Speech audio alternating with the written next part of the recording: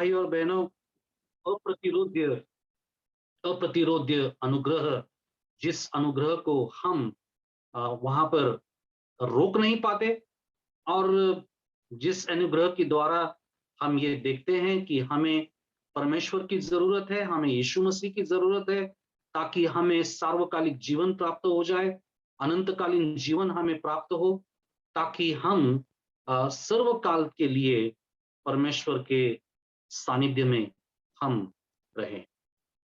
बहुत-बहुत शुक्रिया, और मैं अपना वक़्त यहाँ पर अ, भाई सौरभ के पास सौंप देता हूँ। थैंक यू ब्रदर कौशल। वाकई आपने बहुत अच्छे से इसको एक्सप्लेन किया कि जो अनुग्रह है वो एक रोबोटिक नहीं है, लेकिन एक एक लविंगली ड्राइव है जो अभी परमेश्वर यीशु मसीह के पास ले जाती है। ये एक ऐसा अनुग्रह है जिसका आप विरोध नहीं कर सकते, बल्कि उसके प्रति चाह उत्पन्न कर देता है ये अनुग्रह, और हमारा हृदय परमेश्वर के बुलाहट के प्रति खोल देता है। परमेश्वर का धन्यवाद हो कि इन चीजों को हम आपसे सीखने वाले हो सके। और लेकिन अभी भी बहुत सारे सवाल लोगों के जहन में रहते हैं। उस सवाल की तरफ हम आगे बढ़ते हुए मैं ब्रदर मंगेश से ये पूछना हम चाहते हैं कि जिस प्रकार से ब्रदर कौशल ने अप्रतिरोध अनुग्रह है क्या, इसके बारे में हमें बताया। सो हम आपसे जानना चाहते हैं कि ये अप्रतिरोध अनुग्रह, इसकी आवश्यकता है क्यों? क्या प्लीज इसके बारे में आप हमें बताएंगे ब्रदर मंगेश? अ, जरूर भाई सौरभ। इसके लिए मैं पवित्र शास्त्र में की जो सच्ची कहानी जो घटित है, यूहन्ना अध्याय 11 में प्रभु यीशु मसीह मरे हुए लाजर को उस कब्र से बुलाते हैं। और हम सब जानते हैं कि 4 दिन हो चुके थे और प्रभु यीशु मसीह वहां पे जाते हैं और लाजर को बुलाते हैं, और लाजर बाहर आता है। और प्रभु यीशु मसीह और लाजर की वो जो सच्ची कहानी है, जहाँ पे मरे हुए एक सड़े हुए इंसान को परमेश्वर जीवन देता है, वही चित्र हमें यहाँ पे एक पवित्र बुलाहट या इस कृपा, प्रभावी कृपा, प्रबल कृपा में हमें देखने को मिलता है कि जहाँ पे हम मरे हुए थे, उस लाजर के नाई हम थे, और परमेश्वर ने उसकी आत्मा और वचन से हमें बुलाया, और हम प्रभु यीशु मसीह को ग्रहण कर सके। तो इस कहानी के साथ, इस सच्चाई के साथ, इस चित्र के साथ मैं मेरा जो भाग है उसका मैं शुरुआत करना चाहता था कि हमारी स्थिति उसी तरह से थे। और इफिसियों 2 हमें बताता है कि हम अपराध और पापों में मरे हुए थे। अगर लाजर बाहर आता है और लाजर कहेगा कि मैंने खुद ही जीवन दिया है, मुझे किसी ने बुलाया नहीं, मैंने किसकी आवाज नहीं सुनी, और मैं ही उठ के बाहर चला आया, तो ये बहुत ही बड़ा प्रभु यीशु मसीह का अपमान होगा, डिसऑनर होगा। उसी तरह से हम भी हमारे अपराध और पापों में मर चुके थे, और यीशु मसीह ने उसकी आत्मा और वचन से हमें जिलाया, और हम उसके हो सके उसका स्वीकार हमने किया है। भाई कौशल ने हमें इसका स्पष्ट चित्र बताया है कि यह अनुग्रह क्या है। ये प्रबल, जिसको हम अपोज नहीं कर सकते, विरोध नहीं कर सकते। जिस दिन परमेश्वर को उसके चुने हुए लोगों का उद्धार करना रहता है, परमेश्वर उस दिन इस पवित्र बुलाहट से हमें बुलाता है, और हम अनुग्रह से और परमेश्वर की सहायता से यीशु मसीह का स्वीकार करते। जैसा कि भाई कौशल ने बताया था, और मैं भी इसके ऊपर बताना चाहता हूं कि ये परमेश्वर की सामर्थ्य कृपा से होता है। और यहाँ पे हम देखते हैं कि पवित्र आत्मा उन लोगों को बदल देता है जिन्हें उसने पापी मानव जाति में से चुना है और अपने पुत्र को दिया है, जिसने उनके पाप को सूली पर उठा लिया है। तो हम इस प्रबल अनुग्रह के बारे में सीख रहे हैं और उसका मतलब यहाँ पे साफ है कि परमेश्वर उसकी आत्मा और वचन से चुने हुए लोगों को बुलाता है, जिसके लिए यीशु मसीह जो है उसने अर्पण दिया है। उसके आगे मैं बताना चाहता हूं कि जो प्रबल अनुग्रह है या फिर प्रतिरोध्य अनुग्रह है, उसका लेखक स्वयं प्रभु यीशु मसीह है, उसका लेखक स्वयं परमेश्वर है। यह हमें यूहन्ना 6:44 और 45 में सीखने को मिलता है कि अप्रतिरोध्य अनुग्रह के लेखक स्वयं परमेश्वर है। मैं ये वचन पढ़ना चाहता हूं, कोई मेरे पास नहीं आ सकता। यहाँ पे फिर से एक बार हम असहाय है, हम परमेश्वर के पास खुद होके नहीं जा सकते। यह हमें सीखने को मिलता है, जब तक पिता जिसने मुझे भेजा है उसे खींच न ले और मैं उसे अंतिम दिन फिर जिला उठाऊंगा। भविष्यवक्ताओं के लेखों में यह लिखा है, वे सब परमेश्वर की ओर से सिखाए हुए होंगे। जिस किसी ने पिता से सुना और सीखा है वह मेरे पास आता है। यहाँ पे हमें स्पष्ट रूप से सीखने को मिलता है कि ये परमेश्वर का कार्य है। हमारे मध्य परमेश्वर कोई आकर्षण नहीं ढूंढता या कोई आकर्षण नहीं देखता, परंतु उसके स्वयं के इच्छा से, सार्वभौम इच्छा से परमेश्वर जो है हमें बुलाता है उसके अनुग्रह से। दूसरी बात, या इसी बिंदु के नीचे मैं ये स्पष्टीकरण देना चाहता हूं कि हमारा जो उद्धार है इसे मोनर्जिज्म के दृष्टिकोण से या माध्यम से देखा जाता है।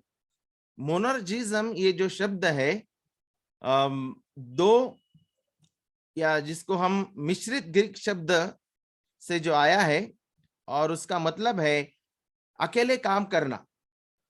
मोनर्जिज्म का मतलब है अकेले काम करना। यह विचार है कि केवल परमेश्वर ही हमारे उद्धार को प्रभावित और पूरा करता है। केवल परमेश्वर ही हमारे उद्धार को प्रभावित और पूरा करता है। इसको मोनर्जिज्म कहते हैं। और भाई कौशल जो बातें बता रहे थे, जिसके बारे में उन्होंने कहा कि कुछ लोग ऐसा कहते हैं कि अनुग्रह को ठुकराया जा सकता है, तो वो लोग जो है सिनर्जिज्म के ऊपर विश्वास रखते हैं। उनका कहना है कि आधा काम परमेश्वर का है उद्धार में और आधा काम हमारा है। परंतु हम बाइबल के अनुसार ये विश्वास रखते हैं कि उद्धार मोनर्जिस्टिक है। पूरा उद्धार का कार्य परमेश्वर का है और इसे ही मोनर्जिज्म कहा जाता है। फिर से एक बार याद दिलाना चाहता हूं, जो सिनर्जिज्म के ऊपर विश्वास रखते हैं कि आधा काम परमेश्वर का है और आधा काम हमारा है, परंतु लाजर की कहानी में हम देखते हैं कि पूरा काम यीशु मसीह ने किया था। वो सड़ा हुआ मरा हुआ लाजर कुछ भी करने के लायक नहीं था। उसी तरह से हम भी उद्धार में हम पापी, निकम्मे और हम परमेश्वर का विरोध करने वाले लोग थे। हम खुद होके या उद्धार में हमने आधा काम नहीं किया है। सारा काम प्रभु का है और सारी महिमा इसलिए प्रभु को ही मिलती है। और यहाँ पे हम सीखते हैं कि इसकी जरूरत क्या थी, अप्रतिरोध अनुग्रह की जरूरत क्या थी, क्योंकि हम उसी लाजर के समान अपराध और पापों में मरे हुए थे, इसलिए हमें अप्रतिरोध अनुग्रह की आवश्यकता थी। फिर इसमें प्राप्तकर्ता कौन है, और इसके लिए मैं आपका ध्यान रोमियो 8:29 और 30 की ओर ले जाना चाहता हूं। यहाँ पे कहा गया है, वचन 29 मैं डायरेक्ट पढ़ना चाहता हूं। उन्हें बुलाया भी, और जिन्हें बुलाया उन्हें धर्मी भी ठहराया है, और जिन्हें धर्मी ठहराया उन्हें महिमा भी दी है। परमेश्वर ने चुना, जिन लोगों को चुना था उन्हीं को बुलाया। यहाँ पे ऐसा नहीं हुआ कि ABC को चुना और DEF को बुलाया, ऐसा नहीं हुआ। और इसलिए मैंने जो शब्द जिन्हें और उन्हें उनके ऊपर मैंने भर दिया है, एम्फोसिस किया है उन्हें, कि वो हमें एक ही कड़ी बता रही है। जिन्हें परमेश्वर ने नियुक्त किया, ठहराया, उन्हें ही बुलाया, और जिन्हें बुलाया उन्हें धर्मी ठहराया, और जिन्हें धर्मी ठहराया उन्हें महिमा भी दी है। तो हमें एक ही गट इस वचन में, इस वचन को उद्धार का गोल्डन चेन कहा जाता है, the golden chain of redemption इस वचन को कहा जाता है, क्योंकि यहाँ पे हमें संयुक्त रूप में सीखने को मिलता है कि परमेश्वर एक ही गट, एक ही समूह के साथ कार्य कर रहा है, स्टार्ट टू एंड। तो यहाँ पे जो प्रबल अनुग्रह है, अप्रतिरोध्य अनुग्रह, उसके प्राप्तकर्ता कौन है? तो जिन्हें परमेश्वर ने पहले से ही ठहराया, वही प्राप्त करता है। और अवसर क्या है? प्रतिरोध्य अनुग्रह को प्राप्त करने का अवसर यहाँ पे हमें सीखने को मिलता है। ये परमेश्वर के मुक्त, स्वतंत्र, सार्वभौम इच्छा से ही होता है, और वही अवसर और उस समय को नियुक्त करता है। परमेश्वर ने नियुक्त किए हुए समय में ही हम यीशु मसीह को अपना परमेश्वर और मुक्तिदाता के रूप में स्वीकार करते हैं। और ये उसी के समय में होता है, ये हमारे समय में, हमारे पास्टर के समय में, हमारे माता पिता के समय में नहीं होता। चौथी बात बताना चाहता हूं कि जो प्रबल, प्रभावशाली अनुग्रह है, अप्रतिरोध्य अनुग्रह, उसका या उसकी फलदायकता या उसकी सफलता हमें बाइबल में देखने को मिलती है कि प्रभावी रूप से परमेश्वर हमें बुलाता है, हमें बुलाया गया है। उसके लिए यूहन्ना 6:44 है, परंतु थेसलोनियंस, उसके बाद करंथियो, ऐसे बहुत सारे वचन है जहाँ पे हमें स्पष्ट रूप से सिखाया गया है कि परमेश्वर ही बुलाता है और परमेश्वर ही हमारे उद्धार का कार्य पूरा करता है, और वह हमें मुक्ति देता है। और प्रभावी इसको अप्रतिरोध्य अनुग्रह को प्रभावशाली अनुग्रह भी कहा जाता है, क्योंकि परमेश्वर ने जो ठाना है वो पूरा ही करता है। वो उसके चुने हुए लोगों को अपने पुत्र के ओर ले जाता है, और इसलिए प्रभावशाली अनुग्रह इसको कहा जाता है। और बार बार हम सुन रहे हैं कि ये प्रभावशाली अनुग्रह या प्रतिरोध्य अनुग्रह पापियों के जीवन में कैसा प्राप्त होता है, या जो बुलाहट है वो बुलाहट हमें कैसे प्राप्त हुई। और हम सभी जानते हैं कि एक तो परमेश्वर के सेवक, वचन और पवित्र आत्मा का इस्तेमाल परमेश्वर करता है, जिन्हें हम साधन कहते हैं, instrumentality of word, preachers and word. By that God calls his elect, his sheep. और परमेश्वर का वचन कहता है, प्रभु यीशु मसीह यूहन्ना 10 में कहता है कि मेरी भेड़ मेरी आवाज सुनते हैं और वो मेरे पीछे आते हैं।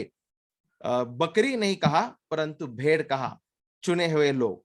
और चुने हुए लोग हमेशा वचन, पवित्र आत्मा और परमेश्वर के सच्चे सेवकों के द्वारा ही प्रभु यीशु मसीह की ओर लाए जाते हैं। तो ये हम साधन की रूप में देखते हैं। और फिर यहाँ पे हम देखते हैं परिवर्तन। इस अप्रतिरोध्य अनुग्रह के द्वारा क्या हुआ है? पाप और मृत्यु की उस अवस्था से यीशु मसीह के अनुग्रह और उद्धार में हमें लाया गया है। फ्रॉम डेथ टू लाइफ,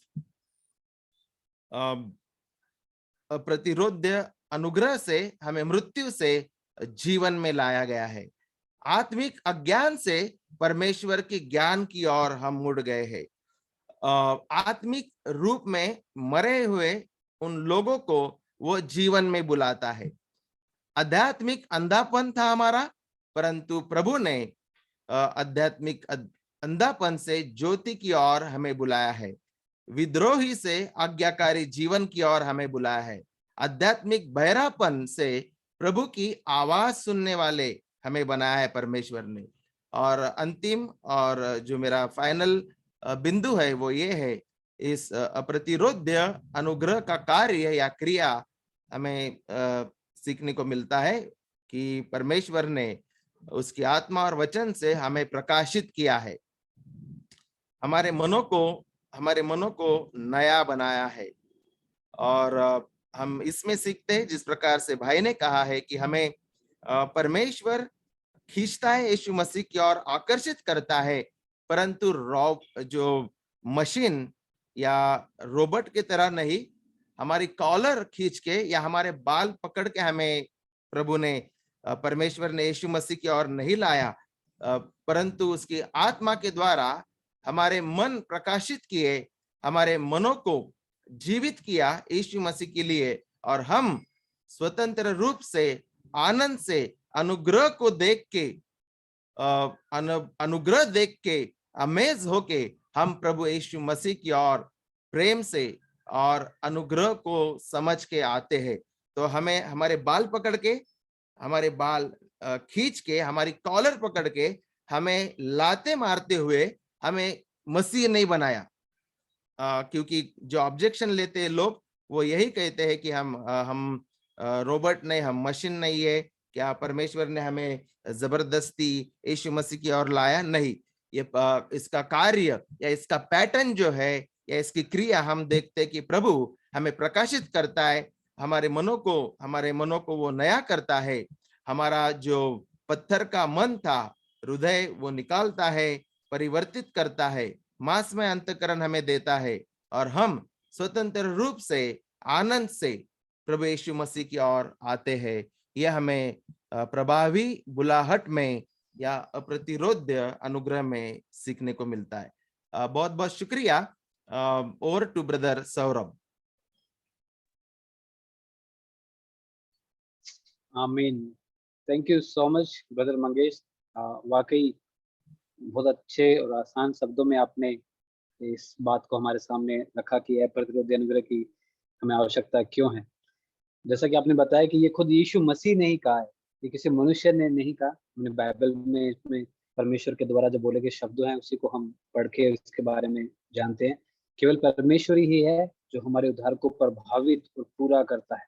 जैसा कि आपने मोनर्जिज्म की टर्म में इसको समझाया, और कि क्योंकि हम मरे हुए थे पाप में, और परमेश्वर हमें उस मृत अवस्था से, जब मरे हुए थे, हमें जीवन की अवस्था के अंदर लेके जाते। इस प्रकार आपने एग्जाम्पल लाजरस का लेकर हमें बताया। हम अंधकार से ज्योति की तरफ ला दिए गए हैं, हम जो परमेश्वर के विरोधी थे आज्ञाकारी बना दिए गए हैं, और हमें कॉलर पकड़ के नहीं लाया, बाल पकड़ के हमें नहीं लाया गया, लेकिन परमेश्वर ने हमारे आत्मिक अंधापन को दूर करके एनलाइटन कर दिया। बहुत अच्छे से हम इन बातों को सीख पाए। परमेश्वर के आभारी हैं आपके इन एफर्ट्स के लिए।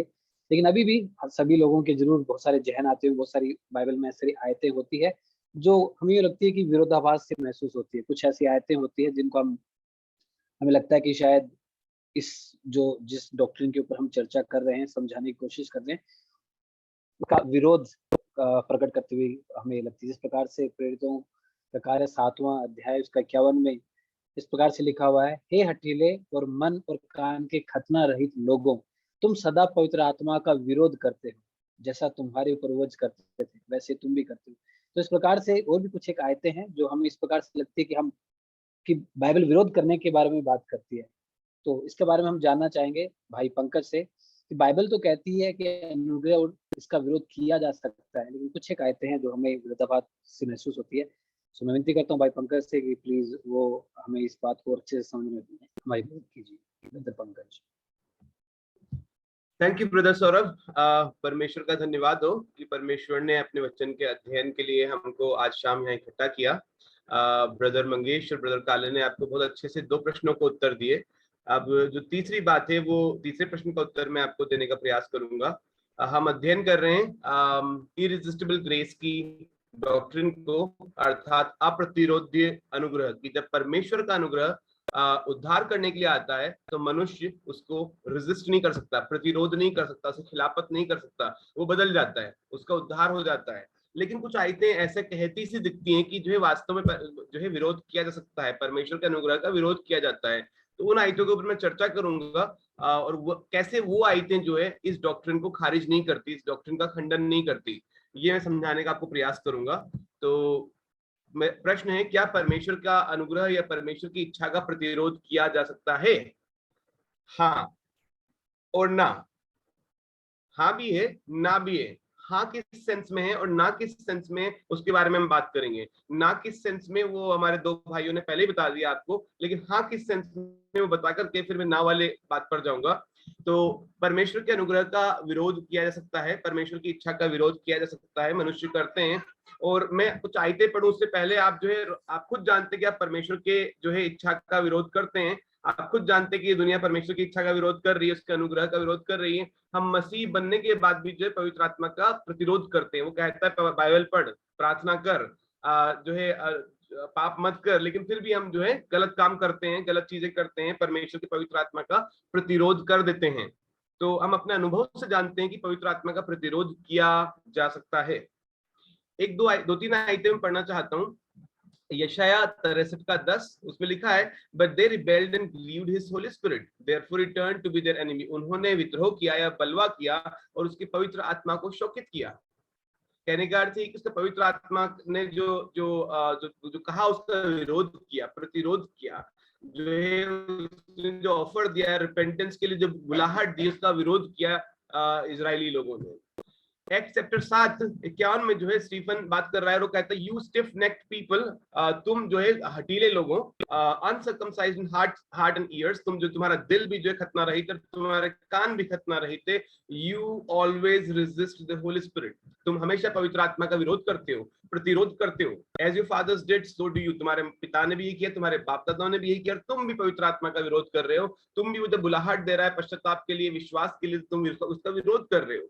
तो ये आयत साफ साफ कहती है यहाँ पर कि इजरायली लोगों ने पुराने नियम में, और यीशु मसीह जब आया था उस टाइम पर, उसके बाद भी जो है पवित्र आत्मा का विरोध किया, पवित्र आत्मा की बुलाहट का प्रतिरोध किया, विश्वास नहीं किया और पश्चाताप नहीं किया। ये आयत साफ साफ यहाँ पर हमको कह देती है। तो आगे इफिसियों 4:30 कहता है, do not grieve the Holy Spirit of God, परमेश्वर के पवित्र आत्मा को मत शोकित करो। कहने का अर्थ ये है कि पवित्र आत्मा जो कह रहा है वो कर लो, समर्पण कर दो, उसके अधीन हो जाओ, उसकी खिलाफत मत करो, उसका प्रतिरोध मत करो, अवज्ञा मत करो। लेकिन हम सब जो है विश्वासी बनने के बाद भी जो है समय समय पर उसका, इनफैक्ट हर रोज भी जो हम अपने अनुभव में जानते हैं कि हम उसका प्रतिरोध करते हैं। तो हाँ, पवित्र आत्मा जो पवित्र आत्मा की इच्छा का या पवित्र आत्मा के अनुग्रह का जो है विरोध किया जा सकता है, प्रतिरोध किया जा सकता है। लेकिन किस सेंस में? सिर्फ इस सेंस में कि उसकी रिवील्ड विल या फिर विल ऑफ कमांड, या तो उसकी आदेशात्मक इच्छा या फिर उसकी प्रकट इच्छा। आदेशात्मक इच्छा और प्रकट इच्छा का जो है विरोध कर सकते हैं। यहाँ पर मुझे समझाना पड़ेगा आपको कि परमेश्वर की दो तरह की इच्छाएं होती है। आदेशात्मक इच्छा, जिसे हम प्रकट इच्छा भी कहते हैं, जिसमें कहा गया पवित्र बनो, पश्चाताप करो, विश्वास करो, यीशु मसीह के पास आ जाओ, जो पाप न करो। ये आदेशात्मक इच्छा है, हम इसका विरोध कर सकते हैं, इसका उल्लंघन कर सकते हैं, ये है ना, ये जो है प्रकट विल है। लेकिन परमेश्वर की एक सोवरेन विल भी होती है, परमेश्वर की संप्रभु इच्छा है, उसका कोई विरोध नहीं कर सकता। परमेश्वर की जो संप्रभु इच्छा है या सोवरेन विल है, उसका कोई भी विरोध नहीं कर सकता। सबको उसके सामने समर्पण करना पड़ता है। परमेश्वर उन व्यक्तियों को चेंज कर देता है, उसका कोई कभी भी जो दुनिया में विरोध नहीं कर सकता। उसके लिए आयतें हम देखेंगे कुछ। दानियल 4:35 में लिखा हुआ है, all the inhabitants of the earth are accounted as nothing, and he does according to his will among the host of heaven and among the inhabitants of the earth, and none can stay his hand or say to him, what have you done? तो पृथ्वी के जो रहने वाले हैं, पृथ्वी के जो निवासी है, कुछ भी नहीं है। उन्होंने क्या गिनता है परमेश्वर? कुछ नहीं। दूसरी आयतों में देखेंगे तो लेस देन नथिंग, कुछ भी नहीं है। वो अपनी इच्छा से करता है, आसमान में और पृथ्वी पर मनुष्यों के बीच में अपनी इच्छा को पूरी करता है, और कोई उसके हाथ को रोक नहीं सकता। कोई उससे नहीं कह सकता है कि तूने ये क्या किया, तूने इस आतंकवादी का उद्धार कैसे कर दिया, कोई रोक नहीं सकता उसको। तो परमेश्वर की प्रकट इच्छा को जो है मनुष्य विरोध कर सकता है, परमेश्वर की आदेशात्मक इच्छा का विरोध कर सकता है, लेकिन परमेश्वर की सोवरेन विल का, सोवरेन ग्रेस का, संप्रभु अनुग्रह या संप्रभु इच्छा जो है उसका विरोध नहीं कर सकते। असंभव है। परमेश्वर अपनी इच्छा आसमान में और धरती पर और समुद्र में और गहरे समुद्र में पूरी करता है। यशाया 46:10 हमें बताता है, declaring the end from the beginning and from ancient times things not yet done, saying my counsel shall stand and I will accomplish all my purpose. तो क्या हो रहा है? परमेश्वर जो अंत की घोषणा शुरुआत से ही कर देता है और जो चीजें नहीं हुई उनको ऐसे बोलते जैसे हो गई, और वो कहता है मेरी मेरी मेरी इच्छा पूरी होगी, मेरी योजनाएं स्थिर रहेंगी, मैं अपने सब उद्देश्य को पूरा करूंगा। तो परमेश्वर के सब उद्देश्य जो है पूरे होंगे। परमेश्वर का उद्देश्य जो है अधूरा नहीं रह सकता। परमेश्वर की योजनाएं टूट नहीं सकती। परमेश्वर की जो योजनाएं होती है, सोरन प्लान होता है, वो पूरा होके रहता है।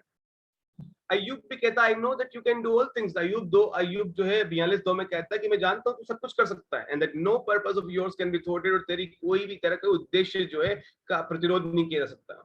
तो बाइबल जो है बोल रही है साफ साफ यहाँ पर कि जो परमेश्वर की प्रकट इच्छा है, जब वो बोलता है विश्वास करो पश्चाताप करो, तो लोग नहीं मानते हैं। और बाइबल बोलती है विश्वासियों के पाप मत करो, लेकिन हम पाप कर लेते हैं।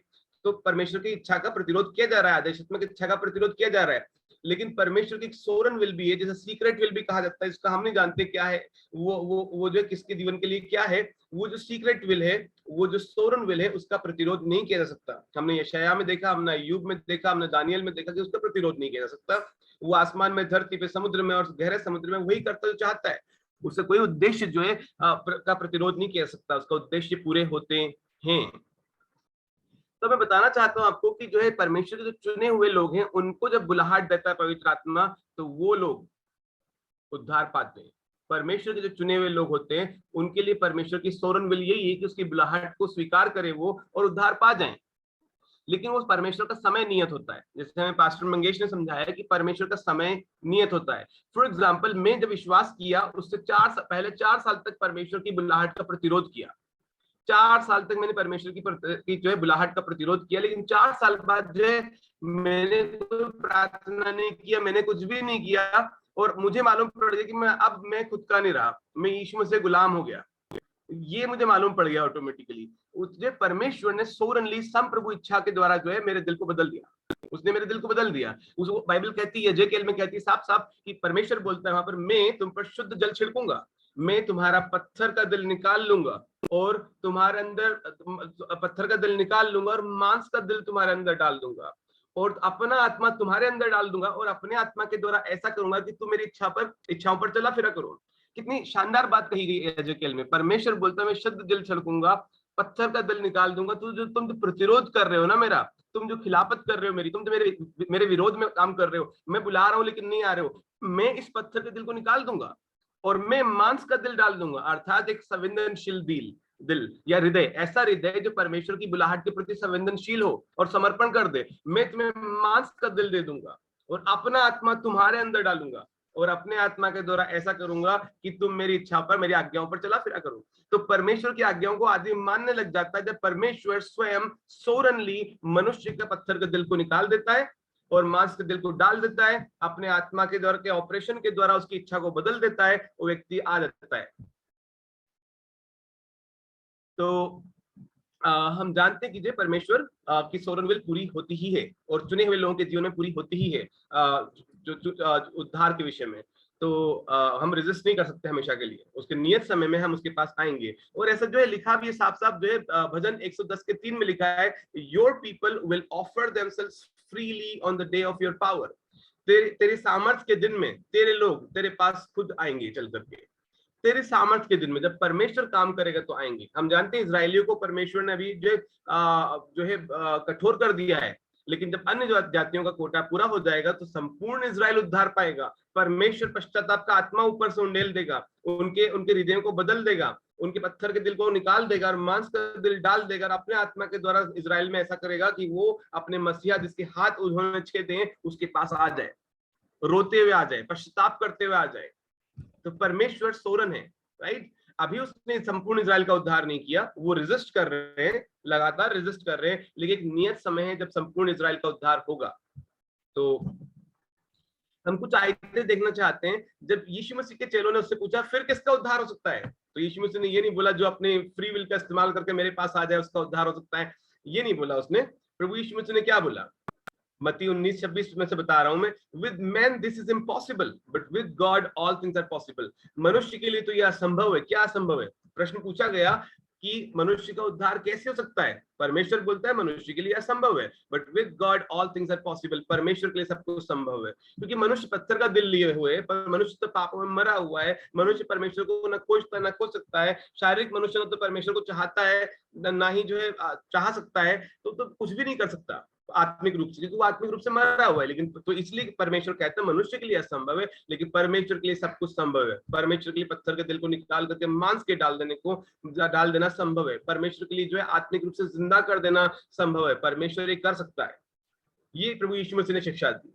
ठीक है, आगे देखेंगे। आगे यीशु मसीह ये भी बोलता है यूहन्ना 6:44 में, कोई मेरे पास नहीं आ सकता, लेकिन मेरा पिता जो उसे खींच करके ले, मेरा पिता जब तक मेरा पिता उसे खींच कर ना ले आए, कोई नहीं आ सकता जब तक मेरा पिता उसे खींच कर ना ले आए। तो ये जो खींच करके लेके आते हैं, ये क्या है? ये जो खींच करके लेके आते हैं, ये इरेजिस्टिबल कॉल है। ऐसा जो है ऐसी बुलाहट है या ऐसा अनुग्रह है जो अप्रतिरोध है, जिसका विरोध नहीं कर सकते आप। ठीक है, तो 4 साल तक मैंने विरोध किया, लेकिन परमेश्वर को, और कई सारी प्रार्थनाएं की, यीशु मसीह मेरे दिल में आ जा, मुझे बचा ले, और ये कर ले, और कन्फेशन कर ली, और गवाही भी दे दी, लेकिन मेरा उद्धार नहीं हुआ था। लेकिन 4 साल बाद परमेश्वर ने ऐसा महान काम मेरे अंदर किया, जिसे हम नया जीवन कह सकते हैं, रीजनरेशन कह सकते हैं, जो है पुनरुत्थान कह सकते हैं, आत्मिक पुनरुत्थान कह सकते हैं। परमेश्वर ने पुराने पंकज को मार दिया, नया खड़ा कर दिया। ये नया जो है प्रभु यीशु मसीह का दीवाना है, परमेश्वर ने किया। राइट, तो जब परमेश्वर जो है खींच करके लेके आता है, तो मनुष्य आता है। लेकिन कैसे खींचता है? ऑब्वियसली उसकी इच्छाओं को चेंज कर देता है, उसके दिल को चेंज कर देता है, उसके अफेक्शंस को चेंज कर देता है, उसके स्नेह, उसका प्यार, उसका दिल, उसके प्रवृत्तियां, उसके जो इंक्लिनेशंस होते हैं, उनको चेंज कर देता है, परिवर्तित कर देता है। और फिर मनुष्य खुशी से आता है। In the power of your day your people will offer themselves to you freely, जबरदस्ती नहीं है, फ्रीली। तो परमेश्वर ऐसा काम करता है। हम जानते हैं इफिसियंस 2:5 में लिखा है, even when we were dead in our trespasses, he made us alive together with Christ. By grace you have been saved. और जब हम पापों में मरे हुए थे, तो उसने मसीह के साथ हमें जिलाया, उसने जिंदा किया। अब मुर्दा आदमी क्या करेगा? भाई जो है मंगेश ने हमको बता दिया पहले से कि जैसे लाजरस को जो है वो नहीं आ सकता था, परमेश्वर ने उसको बुलाया। राइट, परमेश्वर ने उसको बुलाया। तो जब हम बुलाहट देते तो परमेश्वर के चुने हुए के जीवन में सामर्थ्य भी जाती है, जीवन भी जाता है, और वो व्यक्ति जो नया जीवन पा करके रिस्पॉन्ड करता है उस बुलाहट को। अगर हम देखें कुछ और आयते तो एक्स 5:31 में लिखा हुआ है, प्रेरितों के काम 5:31 में, God exalted him at his right hand as leader and saviour. परमेश्वर ने यीशु मसीह को जो है लीडर और उद्धारकर्ता के रूप में ऊंचा किया। To give repentance to Israel and forgiveness of sins। तो यीशु मसीह पश्चाताप का भी दान देता है। खाली वो माफी का दान नहीं देता है, पापों की क्षमा का दान नहीं देता, वो पश्चाताप का भी दान देता है। आप पश्चाताप करते हैं तो हाँ उद्धार पाते हैं, लेकिन वो पश्चाताप कहाँ से किया? क्या विश्वास और पश्चाताप मनुष्यों में से निकलता है? नहीं, विश्वास और पश्चाताप मनुष्यों की ओर से परमेश्वर को दान नहीं है, ये परमेश्वर को उपहार नहीं है। विश्वास और पश्चाताप भी परमेश्वर की ओर से पापियों को उपहार है, गिफ्ट्स हैं।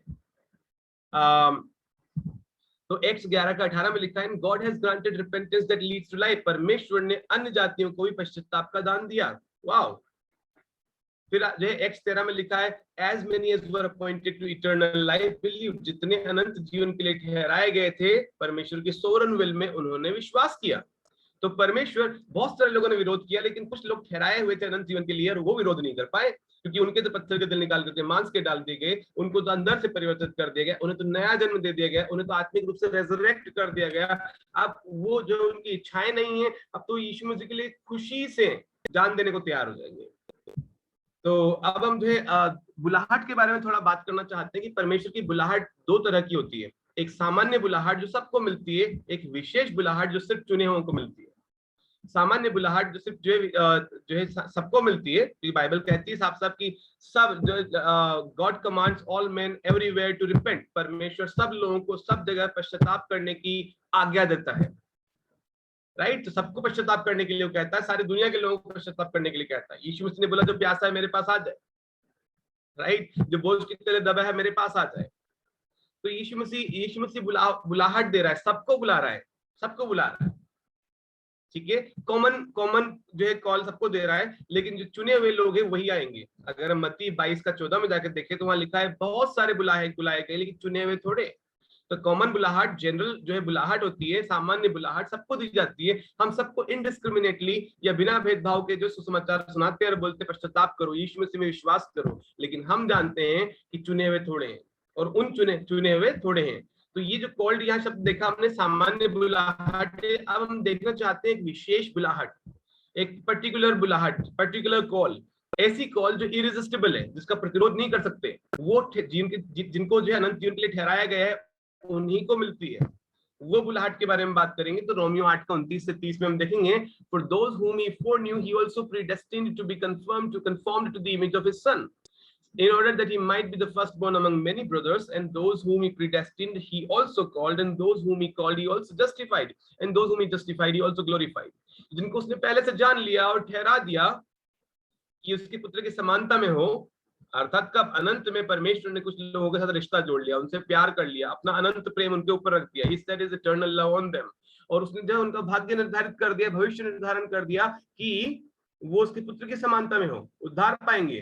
तो आगे है, and those whom he predestined, जिसका भविष्य निर्धारण कर दिया, जिसको ठहरा दिया, उनको बुलाया भी, और जिन्हें बुलाया उन्हें धर्मी भी ठहराया, और जिन्हें धर्मी ठहराया उन्हें महिमा भी दी। तो ये जो बुलाया भी, ये जो बुलाहट है, ये ऐसी बुलाहट है जिसका आप विरोध नहीं कर सकते। ये जो बुलाहट है, ये पत्थर के दिल को निकाल करके मांस का दिल डाल देती है, अंदर से मनुष्य को परिवर्तित कर देती है, वो खुशी से भागा भागा आता है। राइट?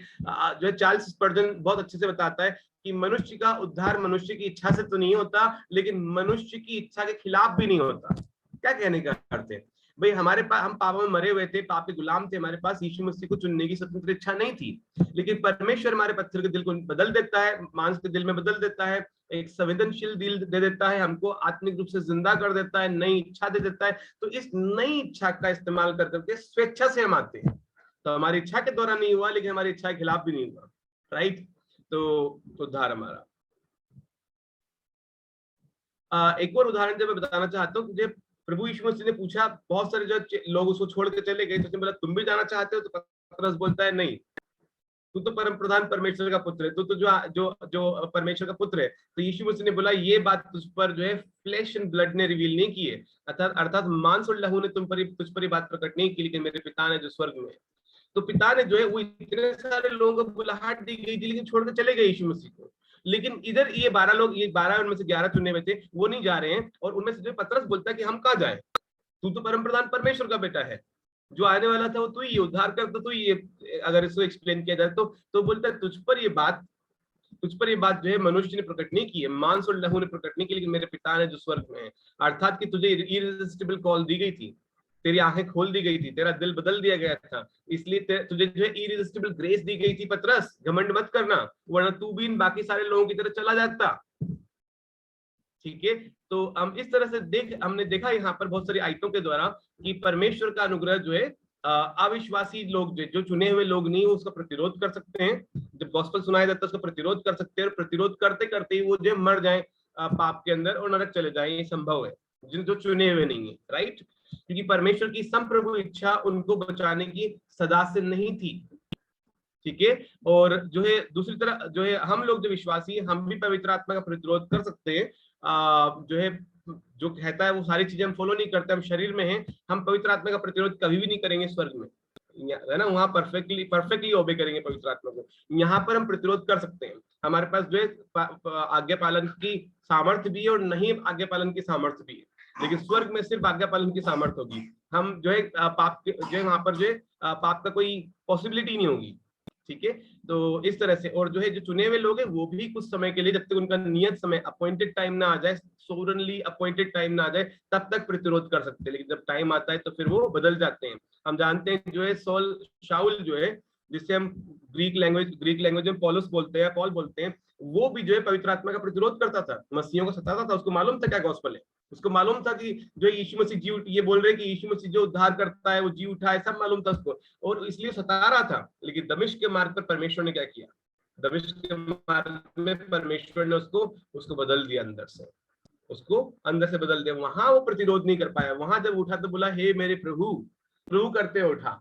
तो हम जानते हैं कि परमेश्वर सोवरन है और हमारा उद्धार उसी की ओर से हुआ है। क्योंकि उसी की ओर से हुआ है तो अब ये हमारे उसी की ओर से हुआ है, तो फिर हम ये परमेश्वर के प्रति और उद्धार के प्रति हमारे दृष्टिकोण को किस तरह से बदल देता है, वो हमें सौरभ भाई बताएंगे। Thank you very much.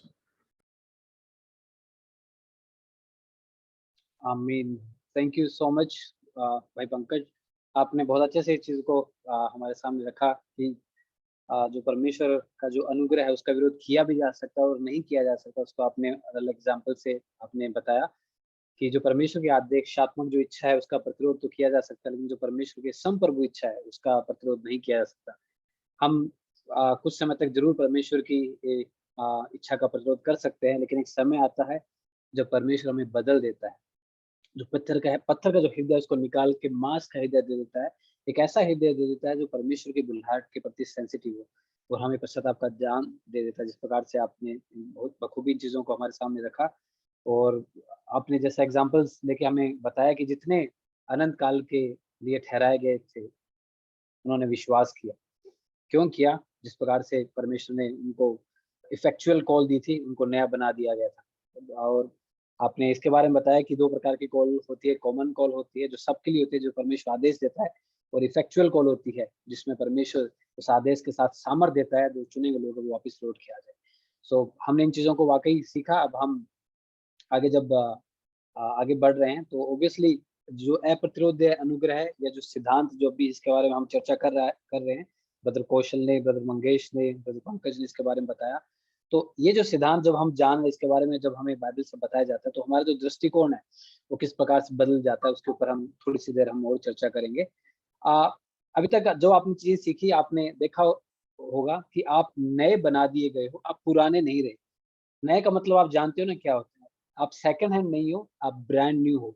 एक ऐसी सृष्टि हो जो पहले अस्तित्व में थे ही नहीं, आज आप अस्तित्व में हो। इस प्रकार से आज के तीनों जब स्पीकर्स ने हमें इसके ऊपर बताने की कोशिश की, अब हमारा जो दृष्टिकोण है इसके ऊपर हम कैसे बदलेगा, किस प्रकार से हम इसके ऊपर और गहराई में जाते हैं, या फिर जो हमारी समझ जो पनपती है वचन के आधार पर उसको हम और किस प्रकार से समझते हैं। पूरी अगर आपने देखा होगा जितनी बातें हमारे सामने आई है वो सब की सब हम कहाँ से जान ले? हम जान रहे पवित्र वचन से, पवित्र शास्त्र से। परमेश्वर कौन है? यीशु मसीह परमेश्वर है। ये आपको और हमको कहाँ से पता लगा? वचन से। परमेश्वर संप्रभु है, ये कहाँ से पता लग रहा है हमें? वचन से। परमेश्वर त्रिएक है, कहाँ से पता लग रहा है? वचन से। परमेश्वर के गुण क्या है वो हमें कहाँ से पता लग रहा है? वचन से। तो सब कुछ हमें वचन से ही तो पता लग रहा है। तो अब जब बातें, जब चुनाव की बातें आती है, जब अप्रतिरोध अनुग्रह की बातें आती है, तो हम इसमें चुप्पी क्यों साध लेते हैं? हमें समझना चाहिए कि ये भी बात इसी वचन में लिखी गई है, जो वचन ये भी गवाही देता है कि यीशु मसीह मृतकों में से जी उठा है। तो हम चार अलग जो चीजें हैं इसको मैं बताने की कोशिश करूंगा कि हमारा दृष्टिकोण किस प्रकार से बदल जाता है जब ये जो समझ हमारे हृदय में परमेश्वर के वचन के द्वारा वफादारी के साथ जब बोई जाती है। तो जो पहली चीज है वो ये है कि यह जो सिद्धांत है ये हमें ये सिखाता है कि परमेश्वर संप्रभु है। परमेश्वर संप्रभु है, मनुष्य नहीं। जिस प्रकार से हम भजन 135 उसका 6 में इस प्रकार से लिखा हुआ हम पढ़ते हैं, जो कुछ यहोवा ने चाहा उसे उसने आकाश और पृथ्वी और समुद्र और सब गहरे स्थानों में किया है। देखा वचन में क्या लिखा? जो कुछ यहोवा ने चाहा, परमेश्वर ने चाहा। जो वो कुछ चाहता है उसी ने तो चाहा था कि पृथ्वी बने, उसी ने चाहा था संसार बने, उसी ने तो चाहा था कि सारे मानव जाति बने और उनको जीवन दान दिया और साथ में उस जीवन दान देने वाले परमेश्वर को जानने का मौका भी दिया। तो ये परमेश्वर ही है जो करता है। ये जो डॉक्ट्रिन से हम ये समझते हैं कि वो ही संप्रभु है। जिस प्रकार से भजन 115 के 3 में लिखा हुआ है, हमारा परमेश्वर तो स्वर्ग में है, उसने जो चाहा वही किया, जो वो चाहता है वो करता है। ये जो डॉक्ट्रिन है हमें ये सिखाती है कि करने वाला परमेश्वर है, हमें उसको एक्सेप्ट करना है। ये किसी मनुष्य के द्वारा उत्पन्न नहीं होता, लेकिन ये परमेश्वर के द्वारा उत्पन्न किया गया है। मनुष्य इसके आगे घुटने टेकता है। दानियल 4 का 35 में इस प्रकार से लिखा हुआ है, पृथ्वी के सब रहने वाले उसके सामने तुच्छ गिने जाते हैं और वह स्वर्ग की सेना और पृथ्वी के रहने वालों के बीच अपनी इच्छा के अनुसार काम करता है। किसकी इच्छा के अनुसार? अपनी इच्छा के अनुसार। परमेश्वर की जो इच्छा है उसके अनुसार परमेश्वर काम करता है और कोई उसको रोककर उससे नहीं कह सकता तूने यह क्या किया है। आप समझ रहे हो इस चीज को? परमेश्वर जो संप्रभु है वो अपनी संप्रभु इच्छा में जो वो करना चाहता है वो करता है। इसको हम इस जब डॉक्ट्रिन के ऊपर हम चर्चा करते हैं, समझते हैं, तो हमें समझ आता है कि नहीं, वो ही राजा है, वो ही राजाधिराज है, वो ही करता धरता है, हम उसके आगे सिर्फ घुटने टेकते हैं। आर.सी. स्प्रोल अपने एक प्रकार आर.सी. स्प्रोल इस प्रकार से कहते हैं कि इस पूरे ब्रह्मांड में अगर एक भी मॉलिक्यूल या अणु जो परमेश्वर की संप्रभु इच्छा के बगैर कहीं भी घूम रहा है, तो उससे हम ये सोच सकते हैं कि परमेश्वर संप्रभु नहीं है। कहने का मतलब है कि पूरा जो ब्रह्मांड है उसका एक बारीक से बारीक कण है, वो परमेश्वर की संप्रभु कंट्रोल के अंदर है। इस जो डॉक्ट्रिन जिसको समझ रहे हैं उससे हमें ये वाकिफ हो जाता है कि करता धरता परमेश्वर ही। तो पहली चीज हम क्या देखते हैं, इससे हमें क्या पता लगता है, हमें इससे ये सीखने को मिलता है कि परमेश्वर संप्रभु है, मनुष्य संप्रभु नहीं है, परमेश्वर संप्रभु। दूसरी जो चीज है वो ये सिद्धांत हमें सिखाता हुआ है कि परमेश्वर का कोई भी जो भी परमेश्वर का उद्देश्य है वो सफल होके रहेगा, उसे कोई भी असफल नहीं कर सकता। जिस प्रकार से यशाया 40 उसके 10 में इस प्रकार से लिखा हुआ है, मैं तो अंत की बात आदि से और प्राचीन काल से उस बात को बताता आया हूँ जो अब तक नहीं हुई। मैं कहता हूँ मेरी युक्ति स्थिर रहेगी और मैं अपनी इच्छा को पूरी करूंगा। परमेश्वर जो करना चाहता है उसको वो कर देता है। जो उसका उद्देश्य है, जो उसकी इच्छा है, जो उसकी मंशा है, वो जिसको चुनना चाहता है, जिसको अपने पास लेके आना चाहता है, जिसको अपने बुलाहट के द्वारा जिंदा करना चाहता है, वो कर देता है। उसका वचन कभी भी खाली हाथ नहीं जाता। जब वो प्रचार किया जाता है या तो लोगों के हृदय छिद जाते हैं, वो नम्र और दीन हो जाते हैं, घुटने पे आ जाते हैं, पश्चाताप करते हैं, या उनके हृदय कठोर हो जाते हैं और वो पत्थर उठा देते हैं। अब समझो जिस प्रकार से हमने वचन में जगह जगह पढ़ा है कि परमेश्वर जब भी यीशु मसीह बुलाते थे तो लोग या तो हृदय छिद जाते थे। पौलुस जब प्रचार करता है लोगों के हृदय छिद जाते थे। पत्र जब प्रचार करता था लोगों के हृदय छिद जाते थे, या फिर उसको मारने के लिए वो अग्रसर होते थे। तो हो क्या रहा है, परमेश्वर जो करना चाहता है अपने बुलाहट के द्वारा, वचन के द्वारा, वो होके रहता है। उसका कोई भी योजना, कोई भी काम असफल नहीं हुआ। अय्यूब 42 के 2 में इस प्रकार से हम पढ़ते हैं, मैं जानता हूं कि तू सब कुछ कर सकता है और तेरी युक्तियों में से कोई रुक नहीं सकती। यहोवा परमेश्वर जो सब कुछ कर सकता है। अय्यूब की जब पुस्तक जब हम पढ़ते हैं, जब स्टार्टिंग के पहले अध्याय में, दूसरे अध्याय में जब हम जो परमेश्वर अनुमति करता है उसके ऊपर जो विपत्ति आती है, और जब वो उसके बाद में जितने भी जो चैप्टर लिखे गए हैं उसमें हम परमेश्वर की संप्रभुता, परमेश्वर के ज्ञान और समझ के बारे में जो व्याख्यान किए गए हैं उसको अय्यूब भली भांति समझता है, उसके दोस्त भली भांति समझते हैं, उसको रिकॉर्ड करके हमें दे दिए गए ताकि हम भी उस परमेश्वर को समझे कि वो जब अय्यूब से सवाल पूछता है तो अय्यूब भी निरुत्तर हो जाता है। जिस प्रकार से परमेश्वर उससे यूं कहता है कि अय्यूब जब प्रत्युत्तर में यीशु परमेश्वर से कहता है तेरी युक्ति में से कोई रुक नहीं सकती, मतलब जो परमेश्वर करना चाहता है वो होके रहता है। तो हम क्या देखते हैं, हम ये देखते हैं कि ये सिद्धांत हमें क्या सिखाता है कि परमेश्वर का कोई भी उद्देश्य असफल नहीं होता। तीसरी बात जो ये है कि ये सिद्धांत हमें ये सिखाता है कि उद्धार परमेश्वर यहोवा की तरफ से, उद्धार का शुरुआत करता वो है, उस उद्धार में हमें बनाए रखने वाला वो है, उस प्रकार से उद्धार को कंप्लीट हमें हमारे जो मसीह यीशु के लौटने तक उस तक पहुंचाने वाला जो उद्धार करता वो सामर्थी वो ही है। कहने का मतलब है शुरू से लेकर अंत तक उद्धार प्रभु की तरफ से ही। इफिसियों 2:5 में हम इस प्रकार से पढ़ते हैं, जब हम अपराधों के कारण मरे हुए थे तो हमें मसीह के साथ जिलाया, अनुग्रह ही से तुम्हारा उद्धार हुआ है, अप्रतिरोध अनुग्रह, इसी से तुम्हारा मेरा हमारा उद्धार हुआ है, इसी के वजह से हम जिलाए गए हैं। जिस प्रकार से हमने पिछले कुछ मतलब अलग जब सवालों के जवाब हो रहे थे तब उसमें हमने देखा कि हम मरे हुए थे लेकिन परमेश्वर ने जिला दिया। इफिसियों 1:11 उसमें इस प्रकार से लिखा हुआ है, मसीह में हम भी उसी की मनसा जो अपनी इच्छा के मत के अनुसार सब कुछ करता है, पहले से ठहराए जाकर विरासत बने। उद्धार यहोवा की तरफ से है, उद्धार प्रभु की तरफ से है, वो अपनी मनसा के अनुसार, अपनी इच्छा के अनुसार वो करता है और उसकी इच्छा के अनुसार आप और मैं नए बना दिए गए हैं। धन्यवाद उस महान परमेश्वर का कि हम जैसे लोग आज उसके कहलाते हैं जो उसके विरोधी थे। यूहन्ना 6:44 उसमें यीशु मसीह इस प्रकार से कहता है, कोई मेरे पास नहीं आ सकता, कोई मतलब कोई भी मेरे पास नहीं आ सकता जब तक पिता जिसने मुझे भेजा है उसे खींच ना ले और मैं उसको अंतिम दिन फिर जिला उठाऊंगा। यीशु मसीह खुद बोलते हैं कोई नहीं आ सकता, पिता ही लेके आता है। कहने का मतलब क्या है, उद्धार परमेश्वर की तरफ से। रोमियो 9:15 से 16 इस प्रकार से यहाँ पे लिखा हुआ है, क्योंकि वह मूसा से कहता है मैं जिस किसी पर दया करना चाहूं उस पर दया करूंगा और जिस किसी पर कृपा करना चाहूं उसी पर कृपा करूंगा। इसलिए तो न चाहने वाले की न दौड़ने वाले की, परंतु दया करने वाले परमेश्वर की बात है। तो परमेश्वर ही दया करता है, परमेश्वर ही इसको लागू करता है, परमेश्वर ने ही प्लान बनाया। परमेश्वर ने सृष्टि के आरंभ से पहले ही मसीह को क्रूस पे चढ़ा दिया गया था। आप और मैं इसके ऊपर क्या रेसिस्ट करते, वो तो हम तो अस्तित्व में नहीं थे, लेकिन परमेश्वर ने तो पहले से सब कुछ कर दिया था। और जिस प्रकार से हमने देखा कि वो जो करना चाहता है वो होके रहता है, और जिनको उसने बुलाया है वो आके रहेंगे।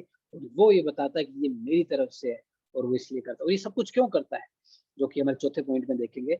ये जो सिद्धांत हमें ये दिखाता है कि ये सारी जो महिमा, जलाल और उद्धार के सामर्थ्य जो परमेश्वर के पास है, उसके योग्य सिर्फ और सिर्फ परमेश्वर ही। हम, हमारी स्वतंत्र इच्छा नहीं है, या हमारे एफर्ट्स नहीं है, या हमारी कोई डिसीजन नहीं है जिसकी बदौलत हम परमेश्वर के आगे आके घमंड करें। ये सिर्फ और सिर्फ परमेश्वर की द्वारा ही है, और वो ही इससे सारी महिमा पाना चाहता है। रोमियो 11 का 36 उसमें इस प्रकार से हम पढ़ते हैं, क्योंकि उसी की ओर से और उसी के द्वारा और उसी के लिए सब कुछ है, उसी की महिमा युगानुयुग होती रहे, आमीन। सब कुछ उसी की ओर से, उसी के द्वारा आपने जीवन पाया, उसी के द्वारा आपके पास जीवन है। हर जो चीज, जो आशीष को आप उपभोग करे वो है, उसी की वजह से आपको आत्मिक जीवन है, उसी की वजह से आपको अनुग्रह का दान मिला है, उसी की वजह से आपको पास वचन पहुंचाया गया है, उसी की वजह से आपके पास पवित्र शास्त्र है। लोग जब आपके प्रचार किया, आपके अंदर कुछ हुआ और आप घुटनों पे आगे पश्चाताप किया, वो पश्चाताप का दान भी उसी की ओर से है, और सब कुछ उसी के लिए है।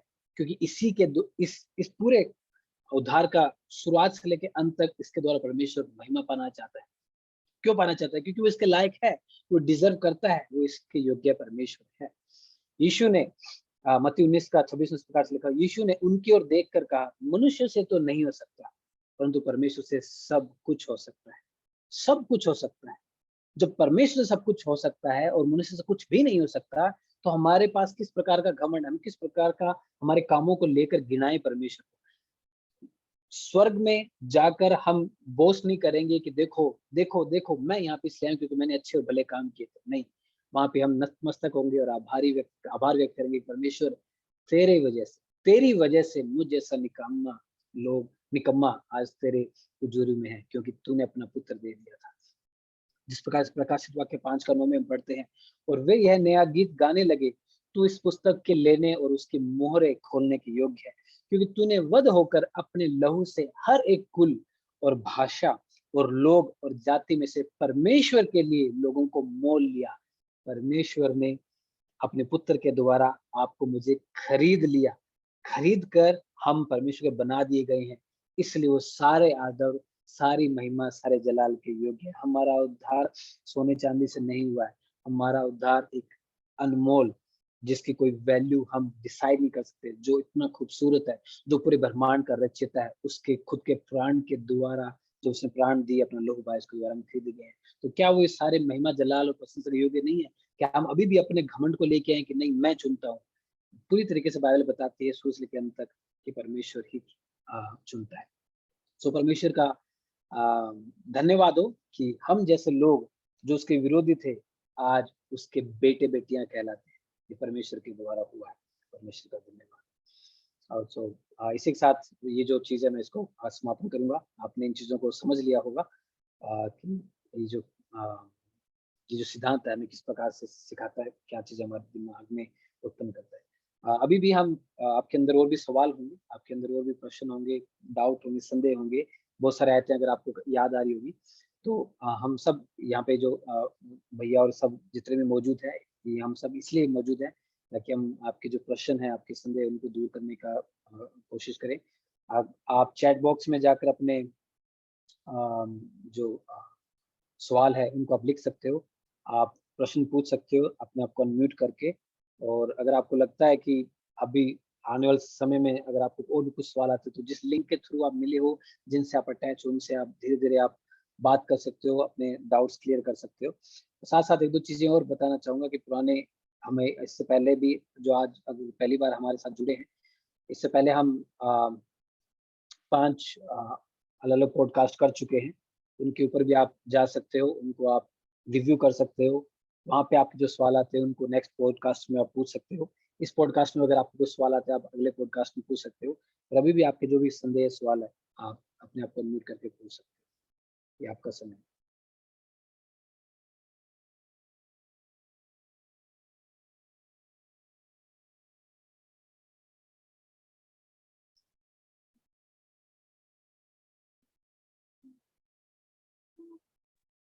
हेलो।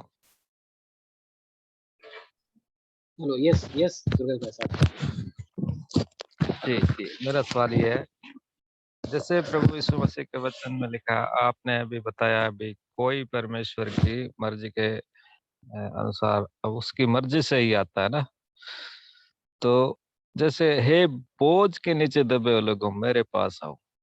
अब बोझ से जो दबे हुए लोग हैं, वो पहली बात तो वो किस बोझ से दबे हुए हैं, फिर वो मेरे पास आओ। अगर वो परमेश्वर की इच्छा है होने के बाद आता है कि वो अपनी इच्छा से आता है, मेरा ये सवाल है।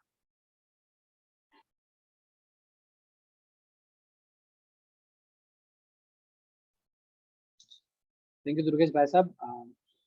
Yes, brother Mangesh, brother Pankaj, आप में से कोई क्वेश्चन का उत्तर देना चाहेगा? ब्रदर मंगेश आप म्यूट हो। मत्ती 11 और वचन 28, हे परिश्रम करने वालों और बहुत से दबे हुए लोगों मेरे पास आओ, मैं तुम्हें विश्राम दूंगा। भाई का सवाल था कि ये कौन से बहुत से दबे हुए लोग हैं। तो हमें जब हम मत्ती की किताब पढ़ते हैं तो हमें एक समूह के बारे में बार बार सीखने को मिलता है। यहूदी जो कट्टरपंथी लोग थे, सदुकी, परुषी, सदुकीज एंड फैरिसीज, जो लोगों के ऊपर बोझा डालते थे। परमेश्वर ने जो नियम शास्त्र दिया है उसके परे खुद के नियम और खुद की इच्छाओं को लोगों के ऊपर वो डाला करते थे। तो ये एक प्रकार का इंसान ने बनाया हुआ धार्मिक बोझ था, जिसके द्वारा वो परुषी, फैरिसीज और सदुसीज जो है परमेश्वर के राज्य में प्रवेश करना चाहते थे। खुद की हिम्मत से, खुद की ताकत से, खुद के शरीर के ऊपर, खुद की देह पे भरोसा करके, आज्ञा पालन करके धार्मिकता पाना चाहते थे और स्वर्ग पाना चाहते थे।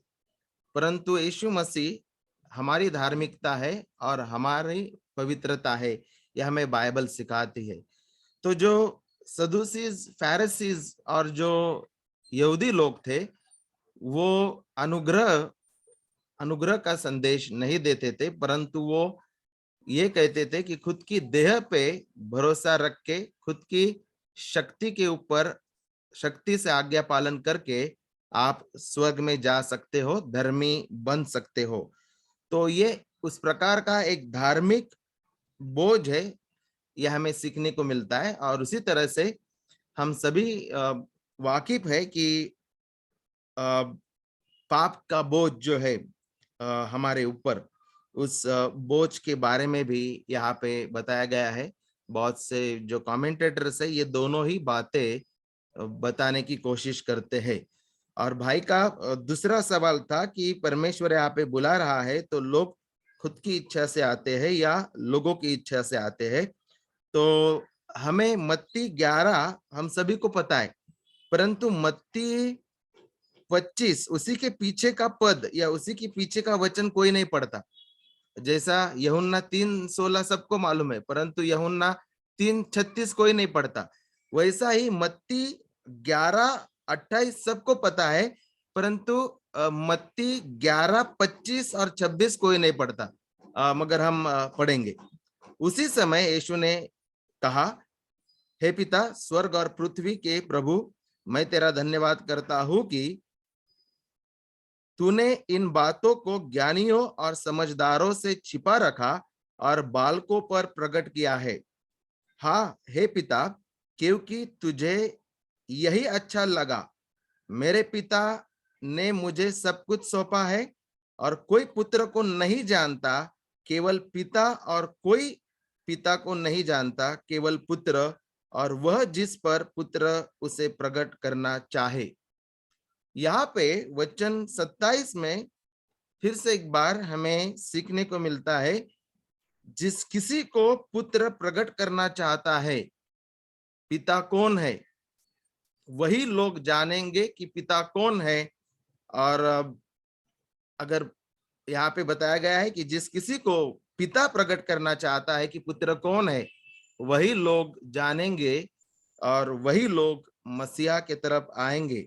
यह हमें स्पष्ट रूप से वचन 27 से सीखने को मिलता है।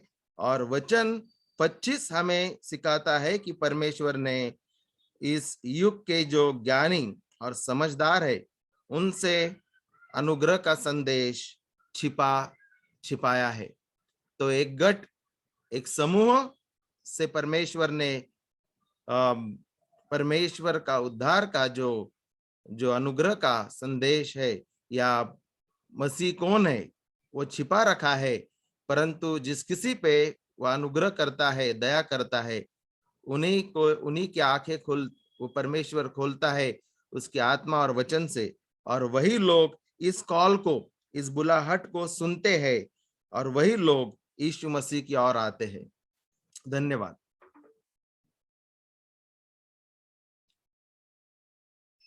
थैंक यू ब्रदर मंगेश, बहुत अच्छे से आपने चीज़ों क्लैरिफाई किया। आशा करता हूँ आपको समझ आ गया होगा। भाई दुर्गेश और बाकी लोगों के लिए भी ऑब्वियसली हेल्पफुल रहा होगा। आप में से और भी किसी के सवाल है तो आप प्लीज़ पूछ सकते हो, ये समय आप ही का है।